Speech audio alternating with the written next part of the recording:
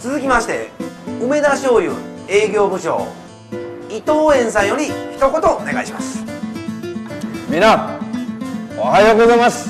部長おはようございます。あなた私と一緒に帰りませんか？敢若我同款啊，入面的生意改做伊都，准做讲是安尼，日本人伊嘛袂甲你当做是日本人啊。我听小高さん咧講，你開始咧激導遊啊。彼が私の夢の続きを実現してくれる人かもしれない。你叫我乖乖做导游，别搞了。谁能做？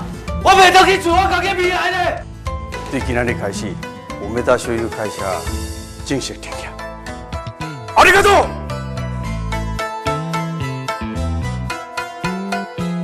4月25暗晡頭8點，中眼神。